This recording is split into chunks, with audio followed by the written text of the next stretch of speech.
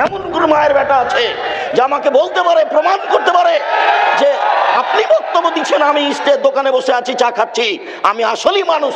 দেখে আপনি কি প্রমাণ করতে পারেন কেমন মানুষ আপনি? আমি মুসলিম চির রণবীর, মরণকে করি না ভয়, মরলে শহীদ বাঁচলে গাজী আমার উভয় সমান। আপনি আমাকে এক গ্লাস পানি দিলে আমি বলবো জাযাকাল্লাহ খায়ের। এই শিষ্টাচার আমাকে দিয়েছেন মুহাম্মদ সাল্লাল্লাহু আলাইহি ওয়াসাল্লাম। কারো যদি ছেলে মেয়ে জন্ম নেই তাহলে বাপ তার একটা সুন্দর নাম রাখবে। তো তোমার বাপ তোমার নাম রেখেছে রত্না, বলো এটা তোমার বাপ? এটা তোমার বাপ নয়, এটা তোমার চাচা। এটা তোমার বাপ নয়, এটা তোমার সৎ বাপ। তোমার বাপ কেমনে দাবি করে যে আমি বাপ? এটা আমি দেখিয়ে ছাড়বো তোমার বাপকে।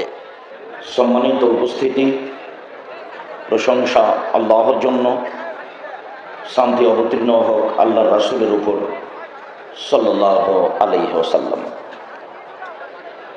আজকের দিনই বৈঠকের সংক্ষিপ্ত সময়ে বক্তব্যের বিষয় নেশাদার দ্রব্য,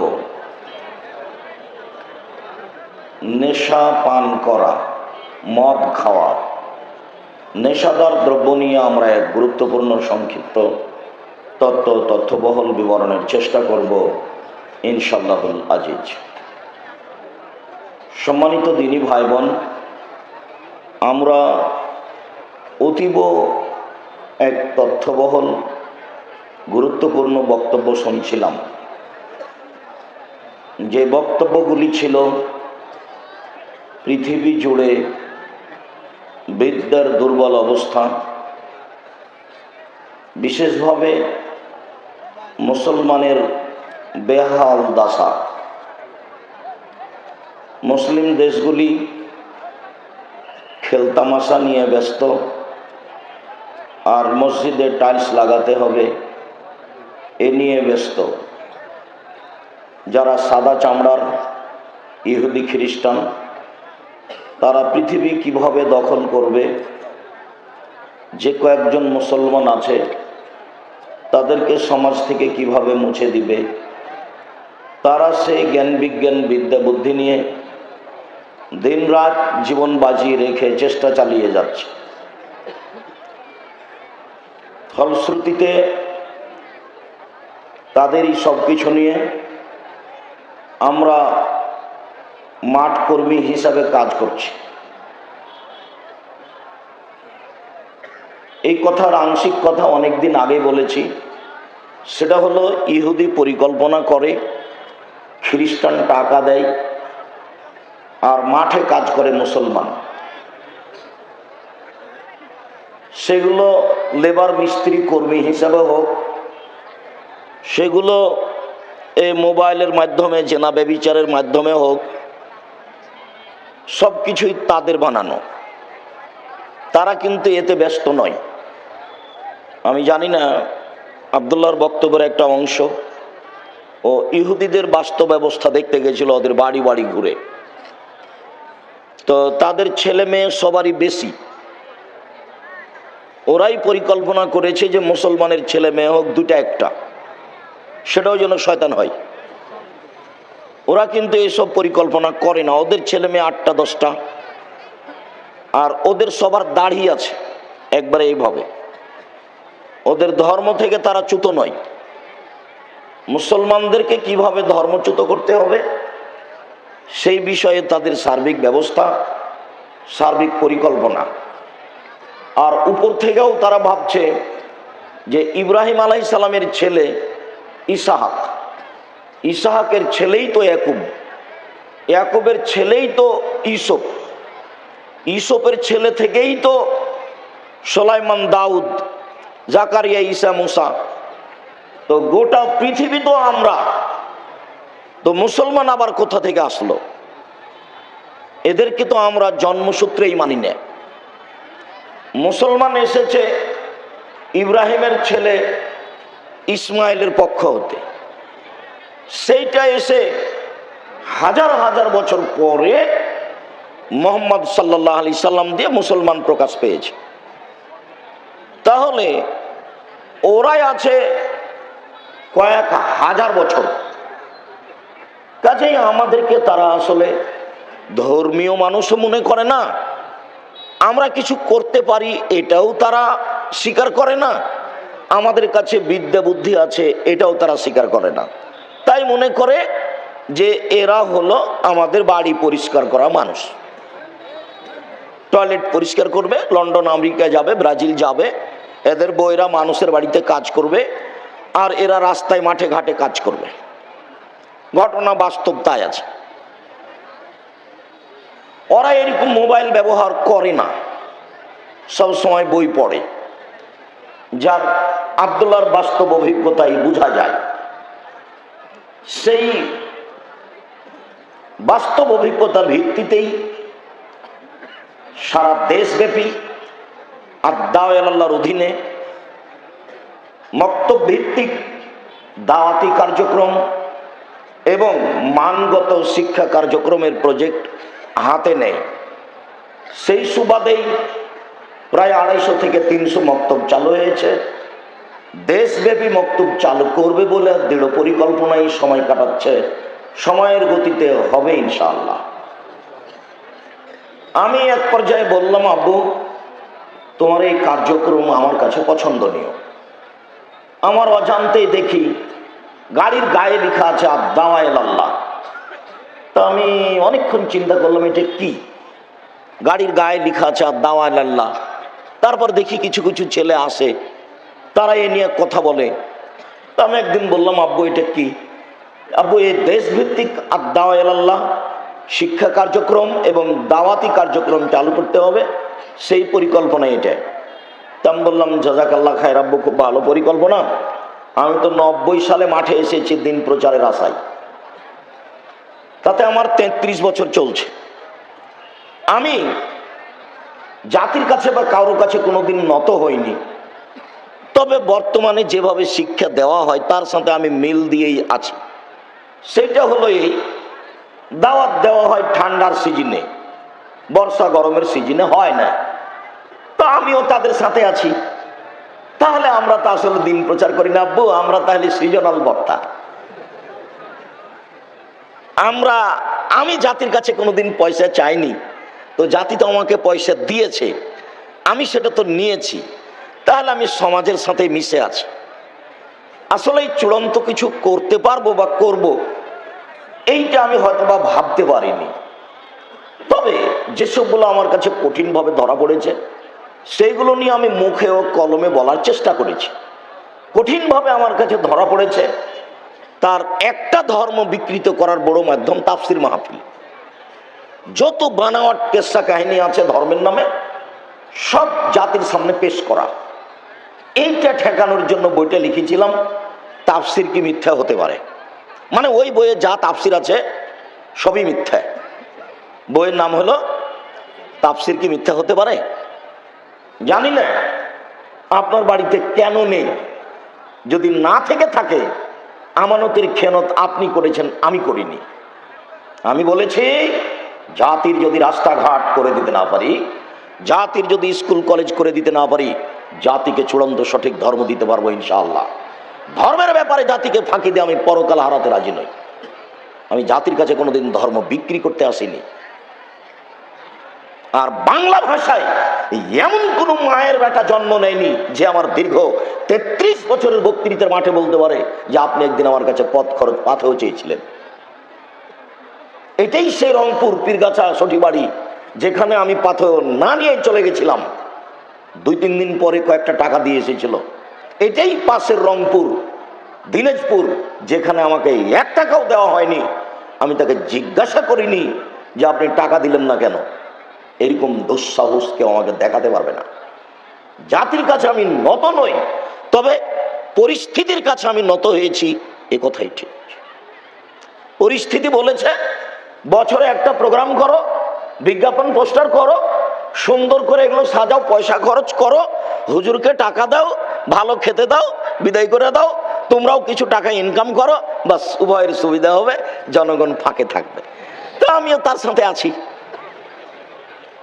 খুব প্রস্তুতি নিয়ে ব্যবস্থা করা হয়েছে, আমারও খাওয়ার ব্যবস্থা করা হয়েছে, বেশ সাজানো হয়েছে, বক্তব্য দিয়েছি, টাকা পয়সা দিয়েছে, চলে গেছে।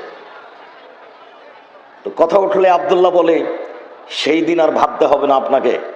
যেদিন মনে করবে যে আপনি মানুষের কাছে ব্যবহার হয়েছেন, মানুষের কাছে ব্যবহার হতে হবে না, সারা দেশকে ব্যবহার করতে শিখতে হবে দিন শিক্ষার কার্যক্রম হাতে নিয়ে। জাব্বু পদক্ষেপ ভালো আছে, আমরা আন্তরিকভাবে দোয়া করি। মাঠে নামা আল্লাহ এর ব্যবস্থা সুন্দর থেকে সুন্দর ব্যবস্থা করবে ইনশাআল্লাহ। মর্মে মুরব্বী আপনাদের বলে যাচ্ছে, এই চলে এটা সরাও তো, এটা খুলে নাও তো, এটা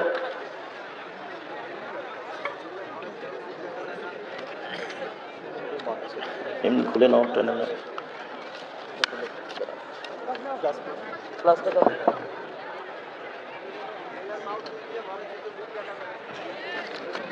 মিডিয়া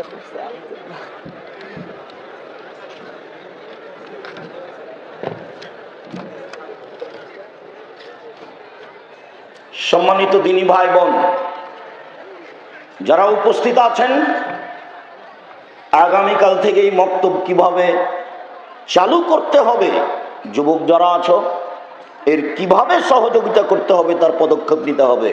বই পুস্তক জামিয়া সালাফি আছে, সিলেবাস জামিয়া সালাফি আছে, পরিকল্পনা জামিয়া সালাফি আছে, ট্রেনিং জামিয়া সালাফি আছে, সব হিসাব নিকাশ জামিয়া সালাফি প্রস্তুত রেডি করা আছে। তোমাকে যোগাযোগ রাখতে হবে, তাহলে তুমি একটা এই প্রজন্মকে শিক্ষা ভিত্তিক একটা ভালো জায়গায় নিয়ে যেতে পারবা। আব্দুল্লাহ আম্মার একটা বইয়ের নাম কেন হবো অবরোধবাসিনী, রংপুরের মহিলা বেগম রোকিয়া লিখেছে অবরোধবাসিনী। তো রংপুর গাইবান্ধারে আরেকজন মহিলা লিখেছে কেন হবো অবরোধবাসিনী।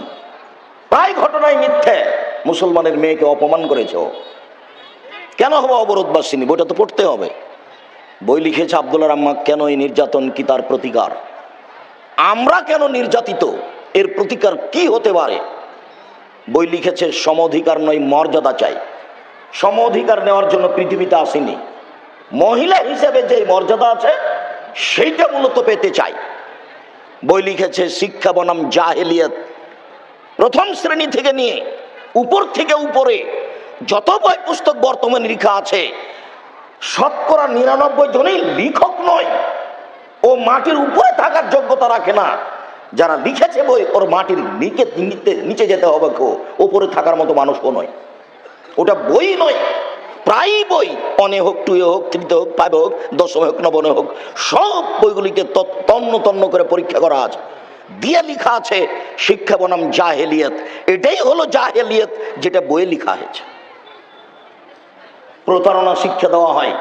1 মিনিট, হ্যাঁ ছেলে এরা ঘোরাঘুরি করছে কেন, মানে পরিবেশটা কি, ও হেঁটে বেড়াচ্ছ কেন তুমি, এই ছেলে এখানে একজন বস দাঁড়াও তো, আর ওই মাথায় একজন দাঁড়াবে, এখানে যেন কেউ চলাচল করতে না পারে, যতই তার প্রয়োজন হোক এখান দিয়ে আসতে পাবে না।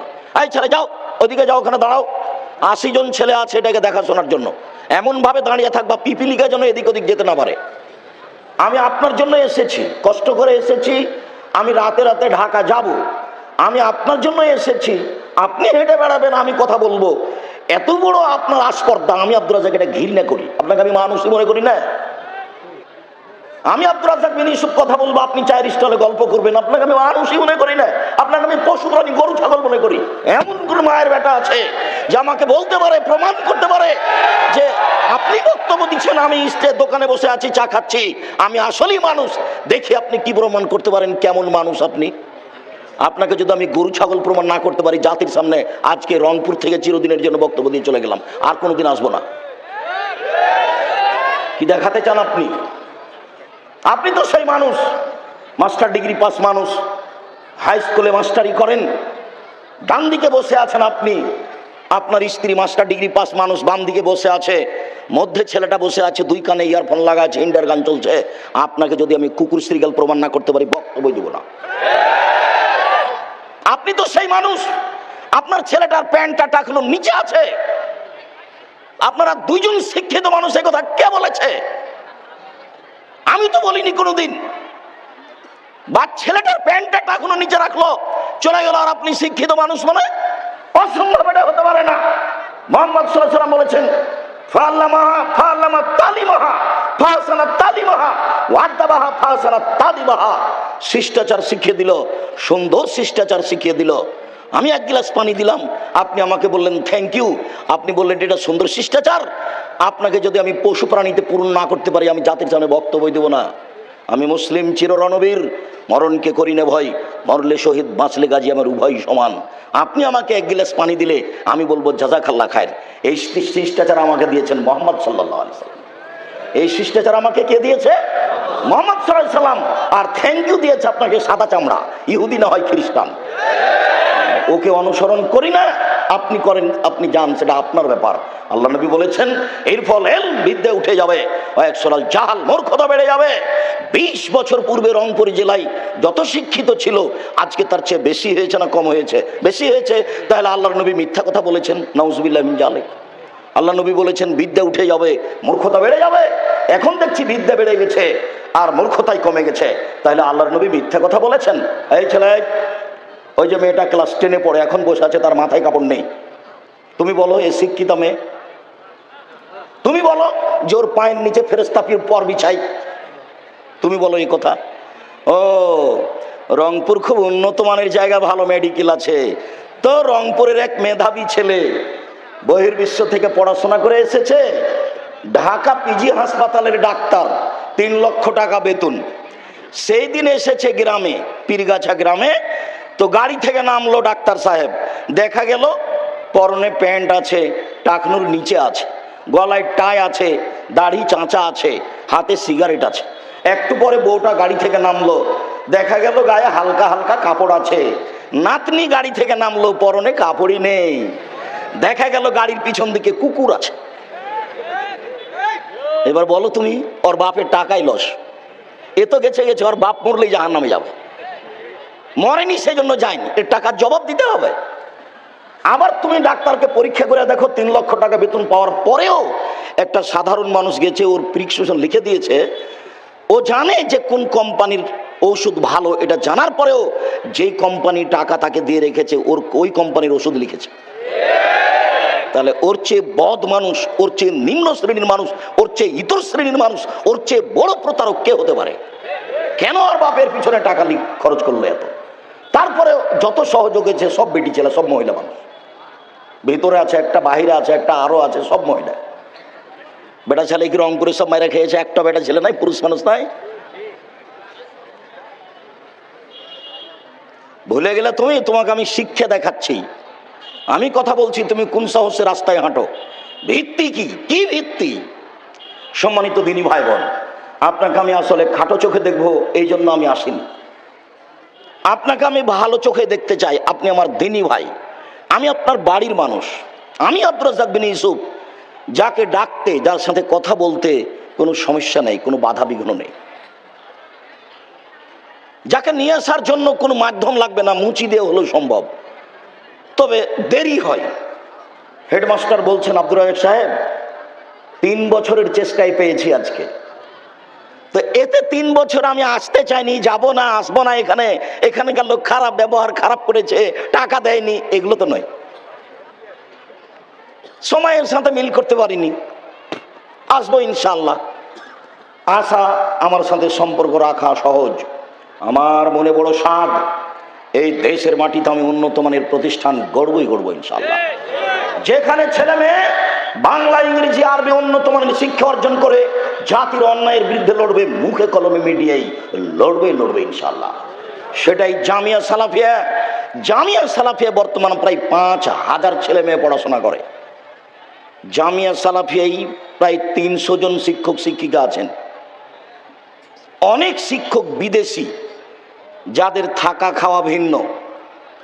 সামনে জানুয়ারিতে মদিনা বিশ্ববিদ্যালয় থেকে 2 জন শিক্ষক আসবেন আপনাদের জামিয়া সালাফিয়ায় পাঠদানের জন্য। ইন্ডিয়ানগুলো এসে অবস্থান করছেন। এই দেশে সর্ববৃহৎ সর্বোচ্চ প্রতিষ্ঠান জামিয়া সালাফিয়া, যেখানে প্রায় এতিমই আছে 410 জন, 550 জন আছে অসহায় ছেলে মেয়ে। এই জামিয়া সালাফিয়া শিক্ষকদের বেতন লাগে প্রতি মাসে 32 লক্ষ। রামাজান মাসে লাগে 48 লক্ষ, কুরবানির মাসে লাগে 48 লক্ষ। জামিয়া সালাফিয়া ডাঙ্গিপাড়ায় একটা মসজিদ আছে, 90% জমির উপরে, যারা একতলাতে 3000 মানুষ সালাত আদায় করতে পারে। জামিয়া সালাফিয়া ডাঙ্গিপাড়ায় একটা একাডেমিক ভবন আছে, যেখানে প্রায় 3000 ছাত্র একসাথে ক্লাস করতে পারে। জামিয়া সালাফিয়া রূপগঞ্জ নারায়ণগঞ্জে একটি মসজিদের কাজ আরম্ভ হয়েছে। 6 বিঘা জমির উপরে, 200 শতক জমির উপরে, যার একতলায় প্রায় 10,000 মানুষ সালাত আদায় করতে পারে। জামিয়া সালাফিয়া রূপগঞ্জ নারায়ণগঞ্জ প্রায় 51 বিঘা জমির উপরে অবস্থান করে। আর রূপগঞ্জ নারায়ণগঞ্জ ছাড়াও যেটা রাজশাহীতে মহিলা শাখা বিশ্ববিদ্যালয় চালু হতে যাচ্ছে, জানুয়ারি থেকে কার্যক্রম আরম্ভ হবে ইনশাল্লাহ, সেইখানে জমির পরিমাণ আপাতত এখন 65 থেকে 70 বিঘা, যাতে প্রায় 33 শতকের বিঘায় 100 বিঘা হয়ে যাবে বলে আমরা আশা করছি। এলাকার লোক এসব জমি আপনাদের জামিয়া সালাফে হস্তান্তর করেছে।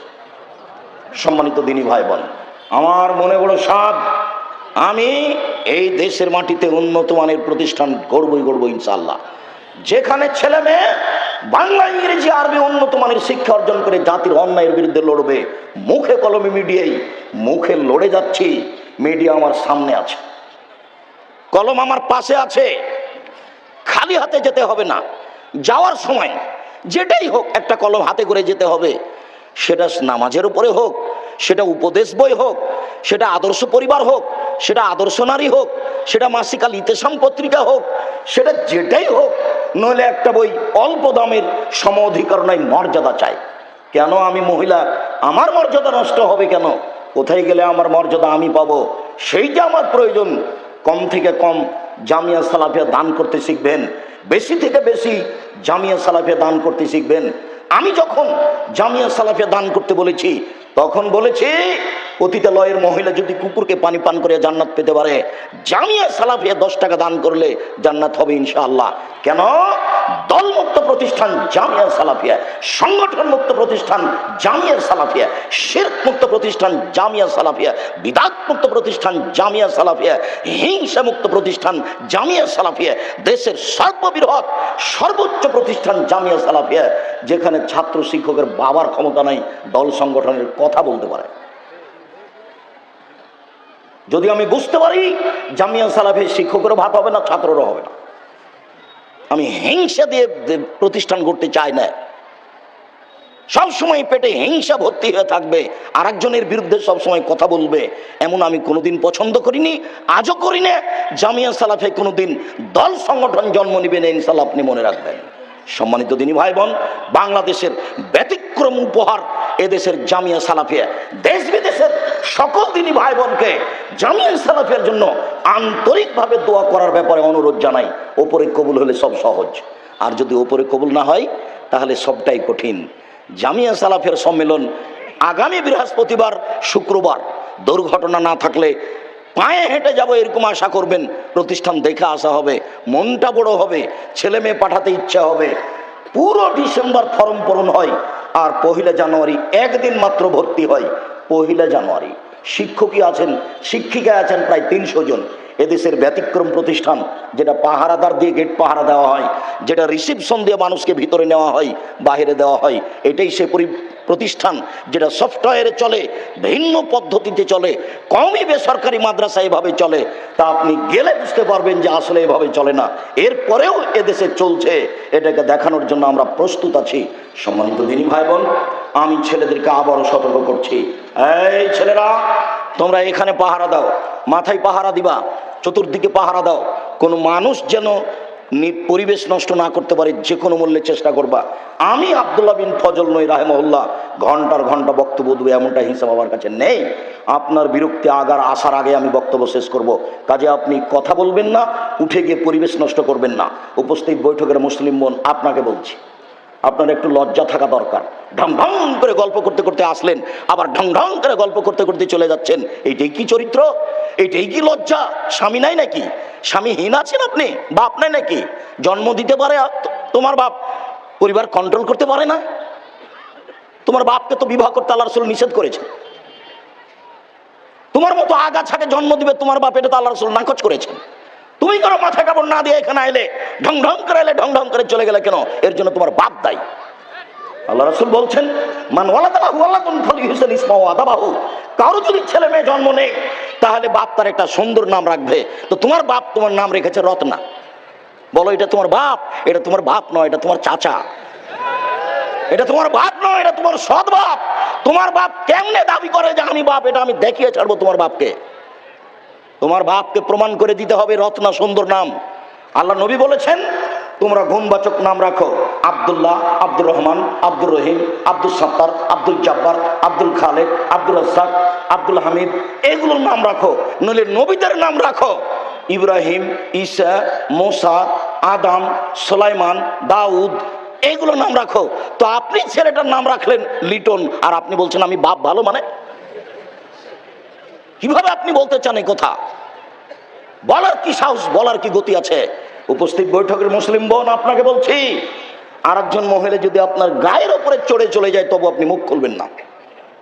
মুখ বন্ধ, মুখ বন্ধ করে চুপচাপ বসে থাকেন।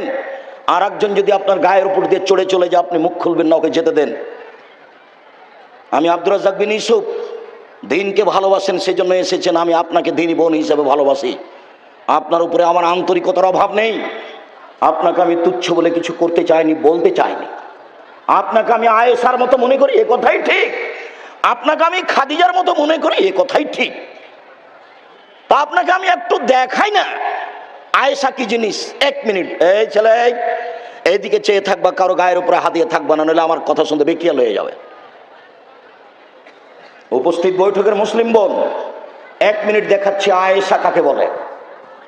আয়েশা রাদিয়াল্লাহু তাআলা আনহা বলেন, আমার ঘরে হলো আমার স্বামীর কবর, আমি কবরের পাশে এমনিতেই যাই, মাথায় কাপড় দিই না। কেন? এটা আমার স্বামীর কবর। কয়দিন পরে আমার স্বামীর কবরের পাশে হলো আমার বাপের কবর, আবু বকর সিদ্দিক রাদিয়াল্লাহু তাআলা। তো আমি কবরের পাশে এমনিতেই যাই, মাথায় কাপড় দিই না। এটা আমার বাপের কবর, এটা আমার স্বামীর কবর। কয়দিন পরে এখানে কবর হলো উমারের, উমর রাদিয়াল্লাহু তাআলা। তখন আমি আয়েশা আর কবরের পাশে এমনিতে যাই না, আমি কবরকে লজ্জা করি। আমি মাথায় কাপড় দিয়ে আঁটো সাঁটো হয়ে কাপড় গুছিয়ে নিয়ে কবরের পাশে যাই। কেন? এখানে একজন বেগানা পুরুষের কবর আছে। আয়েশা কবরকে লজ্জা করেন। আর তোমাকে যে আমি বলছি যে তুমিও আয়েশার মতো, তো তুমি একটা ছোট ব্লাউজ পরে আছো, তোমার পেট ফ্রি, তোমার পেট ফ্রি, তোমার হাত ফ্রি, দেব দেখে ভাসুর দেখে। কিভাবে আমি তোমাকে বলবো যে তুমি একটা ভালো মহিলা? তুমি শয়তানকে মেনে চলো। আল্লাহ নবী তোমাকে বলছেন তুমি শয়তান। আল্লাহ নবী বলছেন ইন্নাল মারাতা তুকবালু ফি সূরাতি শাইতান ওয়া তুদবারু ফি সূরাতি শাইতান। নিশ্চয়ই মহিলারা শয়তানের বেশ ধরে আসে, শয়তানের বেশ ধরে যায়। নিশ্চয়ই মহিলারা শয়তানের বেশ ধরে আসে, শয়তানের বেশ ধরে যায়। তুমি এভাবে আইলে কেন? এটাই তো আল্লাহ নবী বলছেন। তোমার উপরে ভালোবাসার আমাদের অভাব নেই। আমি আয়েশার মতো করি মনে করি আপনাকে, এ কথাই ঠিক। আপনাকে আমি খাদিজার মতো মনে করি, এ কথাই ঠিক। দুঃখিত, যেই পোশাকে এসেছেন এই পোশাক ত্যাগ করতে হবে। যে ফ্যাশন বোরখা পরে এসেছেন এই বোরখা বাড়িতে গিয়ে জ্বালিয়ে দিতে হবে। লজ্জা যত বেশি হবে, ঈমান যত বেশি হবে, পাপ তত কম হবে। ঈমান যত কম হবে, পাপ তত বেশি হবে। আপনি একজন মহিলা মানুষ, 5 ওয়াক্ত সালাত আদায় করেন, বোরখা পরে এখানে এসেছেন, কিন্তু স্বামী যখন বাড়িতে থাকে না তখন আপনি মোবাইলে প্রেমের গল্প করেন। এটা কি হলো? তার মানে বোরখা আছে ঠিকই, নামাজ আছে ঠিক, কিন্তু ঈমান আছে কম, যার কারণে পাপ 6 স্থানে চালু আছে। এই বৈঠকে হাজারো ছেলে আছে যারা 5 ওয়াক্ত সালাত আদায় করে, যাদের মুখে দাড়িও আছে, যাদের প্যান্টটা টাকনোর ওপরেও আছে, ওদের মোবাইলে ল্যাংটা মেয়ে নাচে। কেন বলতো নাচে? কেন নাচে? তার ঈমান কম। এদিকে দেখো, আল্লাহ রসুল বলছেন, আমার হাতের দিকে দেখো, এদিকে দেখো, এই ছেলে, আল্লাহ রসুল বলছে আল্লাহ ঈমানও ওয়াল হায়াও কারনাউ জামিয়া। লজ্জা এবং ঈমান একসাথে লেগে আছে। লজ্জা এবং ঈমান একসাথে লেগে আছে। এই যা রফিয়া আহাদুহুমা রফিয়াল আখার, লজ্জা চলে গেলে ঈমান চলে যায়, দুইটার একটা উঠে গেলে আর একটা সাথে সাথে যায়। যখন তোমার লজ্জা কাজ করবে না তখন তোমাকে ভাবতে হবে আমার ঈমান কাজ করে না, আমার ঈমান কাজ করে না। সেজন্যই আমি আব্দুর রাজ্জাক সাহেবের বক্তব্যের চাপে রাত 12টাতে মোবাইলটা অফ করে দিয়ে বন্ধ করে শুইলাম, আর কথা বলবো না তোর সাথে, মেয়েটাকে বলছে। তারপরে 1 ঘন্টা পরে ওই রাতে আবার ধীরে মোবাইলটা হাতে নিলে। কেন? তোমার ঈমান কাজ করে না। যখন তুমি মোবাইলটা হাতে নিলে নেওয়ার পরে মোবাইলটা জোরে ভেঙে ফেলে দিয়ে তুমি যদি বলতে এই মোবাইলের মুখে লাগতে পারে শয়তান, সর শয়তান, শয়তান তো আমাকে বিরক্ত করলো, এটাই শয়তান। যেটা আব্দুল্লাহ বক্তব্যে বলছিল, আমি আর তুমি বুঝতে পারি না, শয়তানই তো আমাকে আবার কথা বলালো, শয়তান তো আমার অন্তরে বারবার মেসেজ দিচ্ছে, ওটা আল্লাহ বলছে, সবসময় আমার ভিতরে উস্কাচ্ছে শয়তান। উপস্থিত বৈঠকের মুসলিম বোন, আপনার লজ্জাবোধের দাবি রাখি একটু। আপনার জন্য একটা হাদিস বলে যাই, মেয়ের মাথায় কাপড় নেই এর জন্য আপনি দায়ী, ছেলেটা টাকনো নিচে প্যান্ট পরে আছে এর জন্য আপনি দায়ী, আপনার স্বামী 5 ওয়াক্ত সালাত ঠিক করে আদায় করে না সেজন্য আপনি দায়ী। দেখেন আপনাকে আমি দেখাই, এরপরে আমি আলোচনায় যাচ্ছি। আলোচনা অল্প সময় হবে এ কথাই ঠিক, আপনি বিরক্ত হবেন এরকম প্রয়োজন আমাদের নেই।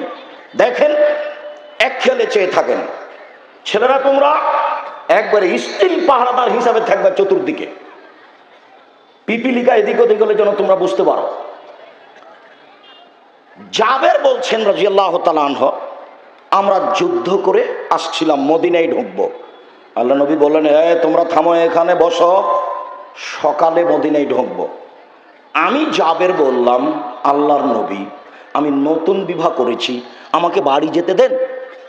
তখন আল্লাহ রাসূল বলছেন, ও তুমি নতুন বিবাহ করেছ, বিকরা নাম সাইয়েবা, কুমারী মেয়ে বিবাহ করেছ না তালাক প্রাপ্তা মেয়ে বিবাহ করেছ? তুমি বলছেন আল্লাহর নবী, সাইয়েবা, আমি তালাক প্রাপ্তা মেয়ে বিবাহ করেছি, ওর আগে বিবাহ হয়েছিল, ওর স্বামী তাকে তালাক দিয়ে দিয়েছে, আমি তাকে বিবাহ করেছি। আল্লাহ রাসূল বলছেন, আল্লাহ বিক্রম তুলাইবকা, তুমি কুমারী মেয়ে কেন বিবাহ করলে না? তুমি তার সাথে খেলতে, ও তোমার সাথে খেলতো। তুমি কুমারী মেয়ে কেন বিবাহ করলে না? তুমি তার সাথে খেলতে, ও তোমার সাথে খেলতো। এবার উত্তর শোনেন, আল্লাহর নবী, আমার পিতা ওহুদের যুদ্ধে শহীদ হয়েছেন 9 জন মেয়ে রেখে, আমার 9 জন বোন আছে। না, এদের সমবয়সের মেয়ে বিবাহ করব, এটা আমি পছন্দ করি না 4টা কারণে। আল্লাহ নবী, আমার বোনদের সমবয়সের মেয়েকে আমি বিবাহ করিনি 4টা কারণে। আল্লাহর নবী, আমার বোনদের সমবয়সের মেয়েকে আমি বিবাহ করিনি 4টা কারণে। এক, না, আমার বউ যেন আমার বোনদেরকে শিখিয়ে দিতে পারে। বিদ্যা মূলত প্রথমে কে শিখাবে? মা। মাই তো জানে না যে দরজা বন্ধ করতে হয় বিসমিল্লাহ বলে, তো মাই কি শিখাবে? মায়ে মাস্টার ডিগ্রি পাস করেছে, তো বইয়ে তো লেখা আছে, শরীর চর্চা বইয়ে, যে কিভাবে মেয়েদের গঠন পরিবর্তন হয় সেগুলো লেখা আছে। তো হায়েজ কি জিনিস, ঋতু কি জিনিস মায়ে জানে। দরজা বন্ধ করে শুইতে হবে এটা তো আর জানে না। বইয়ে তো সব মিথ্যা কথা লেখা আছে, মিথ্যা কথাই শিখেছে মা। মায়ে তো আর জানে না যে বিসমিল্লাহ বলে দরজা বন্ধ করতে হয়, এটা তো আর কোনোদিন দেখেনি, এই কথা তো আর বইয়ে লেখা নেই। কি শিখাবে ও? এক, আমার বউ যেন আমার বোনদেরকে বিদ্যা শিখাতে পারে। 2, বলে তুয়ার দেবা হন না, আমার বউ যেন আমার বোনদেরকে শিষ্টাচার শিখাতে পারে। শিষ্টাচার।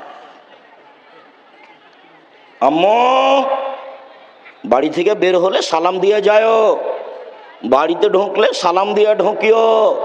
আম্মু, মোবাইলে রিং হলে সালাম দিয়ে কথা বলিও, হ্যালো বলিও না, হ্যালো বলে কুকুরকে ডাকে আম্মু। শিষ্টাচার শিখিয়ে দাও। আম্মু, কাউকে 1 গিলাস কেউ যদি তোমাকে পানি দেয় তো জাযাকাল্লাহ খায়ের বলিও আম্মু। আম্মু, রাস্তায় চললে এক পাশ দিয়ে চলিও। শিষ্টাচার। আম্মু, কথা বললে নরম করে বলিও, চিৎকার করে কথা বলে চিৎকার করে গাধা।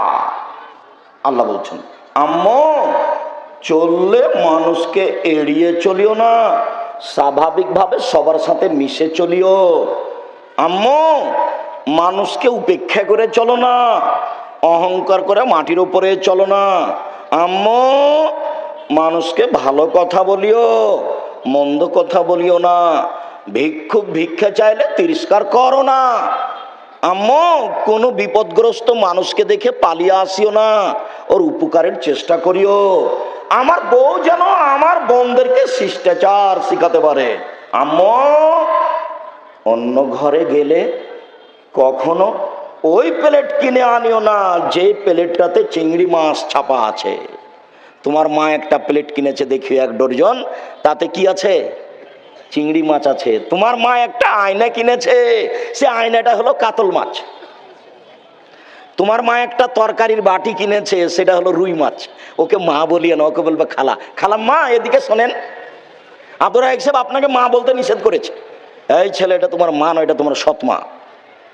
তোমার মা তোমাকে কবর দিয়েছে, তোমাদের পরিবারকে কবর দিয়েছে, আমি দায়ী নই। জাতিকে আমি বলে যাচ্ছি, জাতি জবাব দিবে বিচারের মাঠে। 3, আমার স্ত্রী যেন আমার বোনদের মাথার চুল চিরুনি করে দিতে পারে। তার মানে ছেলে মেয়েকে সাজগোজ করে পরিপাটি করে রাখবে মায়ে। 4, আমার মা যেন তাদেরকে পাহারা দিতে পারে, আমার বউ যেন তাদেরকে পাহারা দিতে পারে। তোমার মা এই বাড়িতে পাহারাদার। তোমার মা এই বাড়িতে কি? পাহারাদার। বলো তোমার মা কি পাহারা দেয়? হ্যাঁ আব্দুর রাজ্জাক সাহেব, আমাদের বাড়িতে যেন কুকুর না ঢোকে সে আমার মা পাহারা দেয়। আমাদের ঘরে যেন ছুঁচা না ঢোকে চিকে, সেটা আমার মা খুব দেখে, পাহারা দেয়। আমাদের বিছানায় যেন, আমার আব্বার বিছানায় যেন কেউ না চড়ে ধুলাবালি নিয়ে, সেটা আমার মা পাহারা দেয়। হ্যাঁ তোমার মা পাহারাদার। তোমার বোন এখন মাথায় কাপড় দিয়ে নেই, তোমার মা পাহারাদার নয়, এটা তোমার খালা, এটা তোমার খালা, এটা তোমার সৎ মা। বুঝতে পারেনি তোমার মা পাহারাদার কাকে বলে? এই ছেলে, এখানে তোমার মার জন্য কথা শেষ করলাম। 1, বিদ্যে শিখিয়ে দিবে তোমার মা। 2, শিষ্টাচার শিখিয়ে দিবে তোমার মা। 3, তোমার ভাই বোনকে সাজগোজ করে রাখবে তোমার মা। 4, তোমার ভাই বোনকে পাহারা দিবে তোমার মা। তোমার বাপকে পাহারা দিবে তোমার মা। তোমার বাপ ঘন্টার ঘন্টা মোবাইলে আরেকজনের সাথে প্রেম করে, তুমি ঘন্টার ঘন্টা আরেকজনের সাথে প্রেম করো, তোমার ঘরে দরজা লাগিয়ে দিয়ে তুমি গোটা একবারে টেবিলেতে দেওয়ালে পুরো বড় টিভি চালু করে দিয়ে ল্যাংটামে সারাদিন দেখছো, সারা রাত দেখছো। তোমার মা এটা পাহারা দিবে সারা রাত। কেন? 1 মিনিট চালাতে পারে না, তার নাম মা। এই ছেলে শোনো, প্রত্যেক দিন তোমার বোন বিকেল 2টায় আসে স্কুলে, আজকে 2:30 2:30 এসেছে। 30 মিনিট কোথায় দেরি হয়েছে তোমার মাকে তন্ন তন্ন করে খুঁজে বের করতে হবে, তার নাম মা। তোমার মা তোমার বোনের হাতে দিয়েছে মোবাইল গেমস খেলার জন্য, আর তোমার মা ইন্ডিয়ান ছবি নিয়ে টিভিতে ব্যস্ত আছে। বলো তো তোমার মায়ের অবস্থায় আসলেই কি তোমার মা? শোনো, আল্লাহ নবী বলছেন, কেউ যদি চৌসা, ছক্কা, লুডু, দাম্বা, দাবা, পাঞ্জা, ক্যারাম বোর্ড, তাস, গেমস, যত খেলা এরকম আছে আরো কিয়ামত পর্যন্ত তৈরি হবে, এসব খেলায় যে অংশগ্রহণ করবে সে তার হাতকে শোরের রক্তের মধ্যে ডুবিয়ে দিল। তো তোমার মা তো তোমার বোনের হাতকে শুকরের রক্তের মধ্যে ডুবিয়েছে। এটাই যদি তোমার মা হয় তো তোমার খালাকে, এটাই যদি তোমার মা হয় তো তোমার সৎ মাকে। শোনো, আমাকে ভুল বুঝিও না, তোমাকে আর তোমার মাকে কষ্ট দিতে আসিনি। আমি ঠিক বলছি, এ কথাই ঠিক। আজকের আলোচনাতে সংশোধন হতে হবে, এ কথাই ঠিক। বাড়িতে যত ছবি, মূর্তি, কাঁকড়া আছে, অতীতের তোমার মায়ের বিবাহের সময় ছবি ধরা আছে, তোমার মা অ্যালবামে সেগুলো রেখে দিয়েছে, তুমি রেখেছো। সেগুলো ছিঁড়ে ছুটে টুকরা করে ভেঙে চড়ে ঘুমাবা। যদি না ঘুমাও তুমি মুনাফেক, তুমি মুনাফেক, তুমি মুনাফেক। তুমি বক্তব্যের সাথে মুনাফিকি করতে এসছো, যেটা আমি চাইনি। যেটা আমি চেয়েছি তোমার কল্যাণ, আমি এটা চাইনি। সম্মানিত দিনী ভাই বোন, বক্তব্যের সাথে মুনাফিকি করে কোনো লাভ নেই। শোনো, আগামীকাল সন্ধ্যা হতে হতে যত প্যান্ট আছে টাকনো নিচে সব কেটে দিবা। উপরের দিকে জড়ানো হারাম, নিচের দিকে কেটে ফেলতে হবে, এই কথাই ঠিক। বক্তব্যের সাথে মুনাফিকি করিও না, ভালো হবে। আমি ব্যক্তিগত কথা বলিনি, আল্লাহে আল্লাহর কসম, আল্লাহে আল্লাহর কসম, আল্লাহে আল্লাহর কসম, 33 বছর আমি কোনোদিন অপ্রয়োজনীয় কোনো বাক্য বলিনি। 33 বছর আমি কোনোদিন কেসা কাহিনী বলিনি। 33 বছর আমি কোনোদিন কোনো দলকে নিয়ে কথা বলিনি। 33 বছর আমি কোনোদিন সরকারকে নিয়ে কথা বলিনি। আমি কথা বলছি আমার বাপ মা, তোমার বাপ মাকে নিয়ে, আমার ছেলে মেয়ে, তোমার ছেলে মেয়েকে নিয়ে। এরা যদি সংশোধন হয় তাহলে যথেষ্ট। সম্মানিত দিনী ভাই বোন, আল্লাহর নবী বলছেন, কুল্লু নাফসিম মিন বানি আদম সাইয়্যিদ, আদম সন্তানের সবাই সর্দার। ও রাজুলু ফি বাইতিহি সাইয়্যিদুন, বাড়ির মালিক, ছেলে মেয়ের বাপ, ও হলো কর্তা। অলমারাতু সাইয়্যিদা ফি বাইতি যাওজিহি, স্ত্রী তোমার মা, এ হলো কর্ত্রী। নিজের কাজ করে যে তাকে বলে কর্মী, অপরের কাজ দেখে যে তাকে বলে কর্তা। নিজের কাজ করে যে তাকে বলে কর্মী, অপরের কাজ দেখে যে তাকে বলে কর্তা। নিজের কাজ করে যে তাকে বলে কর্মী, অপরের কাজ দেখে যে তাকে বলে কর্তা। তো তোমার মা চুলের খোপা বেঁধেছে পিছন দিকে নিচু করে, আর তোমার বোন খোপা বেঁধে রেখেছে উপরে, যেটা বক্র উটের মতো নিন্দা করা হয়েছে। আল্লাহ নবী কঠোর নিন্দা করেছে। তো এখন তোমার মা তাকে কিছু বললো না, বলো তো তোমার মা এখন কর্মী না কর্ত্রী না কোনটা? কর্ত্রী নয়, তোমার মা এই পরিবারকে কবর দিয়েছে। তোমার মা জানে না কর্ত্রী কাকে বলে। আরে তোমার নানা তোমার মায়ের বিবাহ দিয়েছে, স্বামীর কাছে গেছে তাই ছেলে হয়ে গেছে। ও আসলেই জানে না ছেলেকে কি করতে হবে। বাপে বিবাহ দিয়েছে, স্বামীর কাছে গেছে তাই ছেলে হয়ে গেছে। এর নাম মা নয়। মা হচ্ছে স্ত্রী, যে ছেলে মেয়েকে শক্ত হাতে লালন পালন করতে পারে। বাপ ওই যে স্বামীকে কন্ট্রোল করতে পারে, স্ত্রীকে কন্ট্রোল করতে পারে। চোখ যেভাবে ঘুরে বউ সেভাবে চলে, তার নাম ক্ষমতা। চোখ যেভাবে ঘুরে বউ সেভাবে চলে, তার নাম ক্ষমতা। রাসূল সাল্লাল্লাহু আলাইহি ওয়াসাল্লামের কথাকে মূল্যায়ন করতে শিখতে হবে। এই কথাই ঠিক।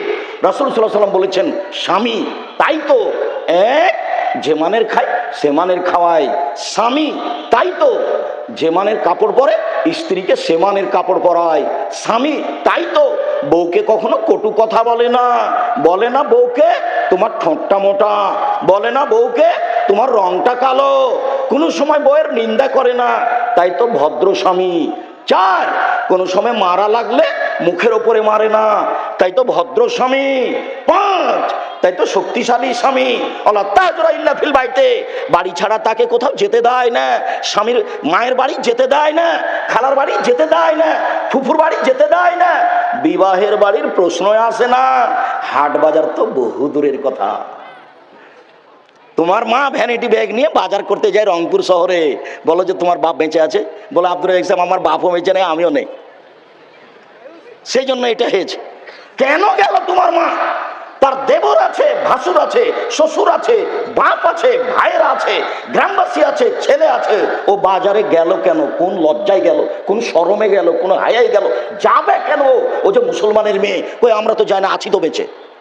আমি তো জীবনে কোনোদিন 4 স্টলে বসিনি, বেঁচে তা আছি। বেঁচে নেই, মরে গেছি নাকি? 4 স্টলে বসিনি সেজন্য মরে গেছি? ভুল হিসাব। সম্মানিত দিনী ভাই বোন, সম্মানিত দিনী ভাই বোন, মনে রাখবেন, নেশাদার দ্রব্য পান করলে দুনিয়াবি শাস্তি হয়। যেই বিড়ি তামাক জর্দা সিগারেট গুল খাবে তাকে 40 লাঠি পিটাতে হবে। কতগুলি পাপ আছে অনেক বড়, কিন্তু দুনিয়াবি কোনো শাস্তি নেই। যেমন শিরক করা, মহাপাপ, কিন্তু দুনিয়াবি কোনো শাস্তি নেই। যেমন সুদ খাওয়া, মহাপাপ, কিন্তু দুনিয়াবি কোনো শাস্তি নেই। কতগুলো পাপ আছে তাতে দুনিয়াতে শাস্তি আছে। কেউ যদি চুরি করে তাহলে কি হবে? হাত কাটা যাবে, জাহান্নামও হতে পারে, জান্নাতও হতে পারে। কেউ যদি মদ খায়, নেশাদার দ্রব্য, তাহলে তাকে 80 লাঠি পিটাতে হবে উমর রাদিয়াল্লাহু আনহুর সিদ্ধান্ত অনুযায়ী। নেশাদার দ্রব্য, আল্লাহর নবী বলেন, পৃথিবীর মানুষ নেশাদার দ্রব্য পান করো না, এ হচ্ছে পাপের মা। পৃথিবীর মানুষ নেশাদার দ্রব্য পান করো না, এটা হলো পাপের চাবি। পৃথিবীর মানুষ নেশাদার দ্রব্য পান করো না, এটা হচ্ছে পাপের মাথা। নেশাদার দ্রব্য পান করলে সব পাপ হবে। পৃথিবীর মানুষ কেউ যদি একদিন নেশাদার দ্রব্য পান করে, 40 দিন তার নামাজ কবুল হবে না। পৃথিবীর মানুষ কেউ যদি একদিন নেশাদার দ্রব্য পান করে, 40 দিন আল্লাহকে নিজের দিকে করা যাবে না। জেনা মহাপাপ ঘটে গেছে, আল্লাহ মাফ করো, ঠিক আছে করলাম। সুদ মহাপাপ, আর খাবো না কোনোদিন সুদ, মাফ করো, আচ্ছা ঠিক আছে করলাম। মদ খেয়েছি, মাফ করো, মাফ করো। কতদিন? 40 দিন। 40 দিন বলতে বলতে 40 দিনের মাথায় গিয়ে আল্লাহ আপনার বিষয়টি ভাবতে পারেন, তার নাম মদ। রাসূল সাল্লাল্লাহু আলাইহি সাল্লাম বলেন, মদমেনুল খামর কাবেদে ওসানিন, মদ খেলে সরস্বতী, ভগবতী, কালী, দুর্গা পূজা করলে যেমন পাপ হয়। গত রাত ছিল কি রাত? কালী পূজার রাত। গত রাত কি ছিল? কালী পূজার রাত। তো ওরা ওর সামনে কলা বিস্কুট রেখে তাকেই সব কিছু বলছে। কলা যদি কুকুরে নিয়ে চলে যায় তার কিছু করার নেই, কিন্তু তার কাছে মাথা নত করছে। এতে যত পাপ হয়, নেশাদার দ্রব্য পান করলে তত পাপ হয়, এ কথা আল্লাহ নবী বলছেন। হ্যাঁ, নেশাদার দ্রব্য পান করলে এইরকমই পাপ হয়। নেশাদার দ্রব্য পান করা মহাপাপ। শোনো, নেশাদার দ্রব্য পান করা মানুষ জান্নাতে যাবে না। এক কোন বাপ মাকে মানে না যে সে জান্নাতে যাবে না। আজকে তোমার মা বাড়িতে সবচেয়ে বড় শত্রু। কেন? তোমার মা যা বলে সব উল্টা কথা বলে। তোমার মা তোমার বউকে অকথ্য ভাষায় গালি দেয়। যখন তুমি বিকালে 4টার সময় এসেছো, দেখছো যে তোমার মা বিছানায় পেশাব করেছে, ভিজা কাপড়ে শুয়ে আছে, বললে তোমার বউকে, হ্যাঁ আমার মায়ের কাপড়টা পরিবর্তন করনি যে, তখন তোমার বউ বলছে যাও তোমার মায়ের কাপড় তুমি পরিষ্কার করো গা। তোমার মা অকথ্য ভাষায় আমাকে গালি দেয় আর বলে বের হয়ে যা, বের হয়ে যা, তুই বের হয়ে যা। তোমার মাকে আমি দেখবো? তোমার মা গালি দেয় এ কথাই ঠিক, তোমার মা বের হতে বলে এ কথাই ঠিক, তোমার মা একটাও সোজা কথা বলে না এ কথাই ঠিক। 1 মিনিট দেখবা, যদি দেখতে চাও তাহলে আগামীকালকে একটা কাজ করবা, একটা বড় মাছ কিনবা, দিয়ে তোমার বোনের ছেলেকে আর তোমার ছেলেকে একসাথে বসিয়ে তোমার মাকে মাছ তুলে দিতে বলিও। দেখিও তোমার মা বড় মাছটা তোমার বোনের ছেলেকে দিবে। টাকা দিয়েছো তুমি, মাছ কিনেছো তুমি, তোমার মা সবই উল্টা করবে। এরপরেও কি তুমি একটু বলতে বাবা যা বলি তুই উল্টা করিস, এরকম বলতে বাবা কি না? একদিন তুমি ছিলে তোমার মায়ের কোলে, এখন তোমার মা তোমার কোলে। পেশাব করাবা তুমি, পায়খানা করাবা তুমি, পানি খরচ করাবা তুমি, কাপড় বদলে দিবা তুমি, মেডিকেল নিয়ে যাবা তুমি, পেশাব করাবা তুমি, কাঁধে করে নিয়ে যাবা তুমি, সব কিছু করবা তুমি, মুখ খুলতে পাবা না তুমি। গালি দিচ্ছে কথাই ঠিক, তোমাকেও বের করে দিচ্ছে কথাই ঠিক, তুমি মুখ খুলতে পাবা না। এর নাম মা, মনে রেখো তুমি। মায়ের পায়ের নিচে জান্নাত, এ কথাই ঠিক। সবকিছু উল্টিয়ে দিল, মুখ খুলতে পাবা না তুমি, এ কথাই ঠিক। 1 মিনিট দেখো, এদিকে দেখো তো, আমি একটা দৃশ্য দেখাই।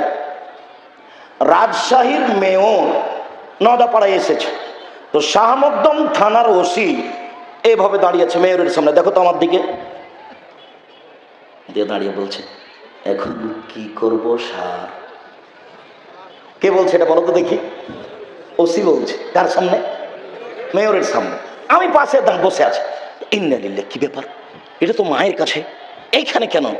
আল্লাহ বলেছেন মায়ের কাছে জোরে হেঁটে যেতে পাবা না, মায়ের কাছে কথা উঁচু বলতে পাবা না, মায়ের কাছে হাত উঁচু করতে পাবা না, মায়ের কাছে কড়া ভাষায় কথা বলতে পাবা না। পৃথিবীর সবচেয়ে দামি ভিন্ন ইবাদত সালাত, নামাজ কিভাবে আদায় করতে হবে এ কথা আল্লাহ বলেননি, কিন্তু মায়ের কাছে কিভাবে যেতে হবে তা আল্লাহ বলেছে। কাজেই এক, বাপ মাকে মানে না যে সে জাহান্নামে যাবে।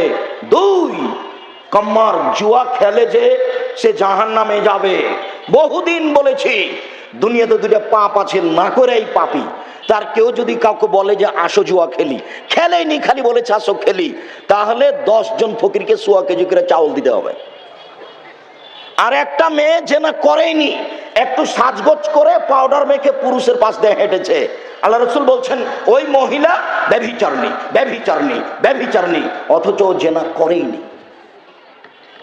3, খোটা দেয় যে, খোটা দেওয়া বুঝেন? খোটা দেওয়া বুঝেন না? দান করে খোটা দেয়। গরিব মানুষ এসে বলেছে যে ভাইজান আমার যে ভ্যানটা ভেঙে গেছে, 5000 টাকা দেন, ভ্যানটা ঠিক করবো। দিয়েছে। পরের দিন বলেছে আহমদ ভ্যানটা সকালে নিয়ে আসিস, তো আনিনি। বিকালে দেখা হয়েছে, আরে তোকে কালই 5000 টাকা দিন রে, তুই ভুলে গেলি? এরই নাম কি? খোটা দাও। মনটা চাচ্ছে যে দি, হ্যাঁ গরিব মানুষ, তাকে টাকা দিলাম, কথা শুনলাম, মনটা চাচ্ছে। খোটা দিলে জান্নাত হবে না। 4, নিয়মিত বিড়ি, তামাক, জর্দা, সিগারেট, গুল, নেশাদার দ্রব্য পান করলে খেলে জান্নাতে যাবে না। 3 শ্রেণীর মানুষ জান্নাতে যাবে না। 1, মদমিনুল খামর, যারা নিয়মিত বিড়ি, তামাক, জর্দা, সিগারেট, গুল, নেশাদার দ্রব্য খায়, পান করে, তারা জান্নাতে যাবে না। 2, और রাজলাতু মিনান নিসায়ে, পুরুষের বেশধারী নারী, যারা পুরুষের জুতা স্যান্ডেল পরে, যারা পুরুষের শার্ট প্যান্ট পরে, যারা পুরুষের পোশাক পরে, এসব মহিলা জান্নাতে যাবে না। 3 দায়ুস আপনি। যার বাড়িতে বেহায়াইর সুযোগ পেয়েছে, সেই তাহাজ্জুদ পড়লেও হবে না, হজ করলেও হবে না। রংপুর সঠি বাড়ি বাড়ি 3 চিল্লাই গেছে লন্ডন, আর মেয়ে ঢাকা বিশ্ববিদ্যালয়ে প্রেমের তাসবি টিপে। বাপে ওখানে 1000 দানার তাসবি টিপে। বাপে কত দানার তাসবি টিপে? 1000 দানার। আর মেয়ে প্রেমের তাসবি। তাহাজ্জুদ পড়ে লাভ হবে না, দায়ুস জান্নাতে যাবে না। এই কথা রাসূল সাল্লাল্লাহু আলাইহি সাল্লাম বলেন।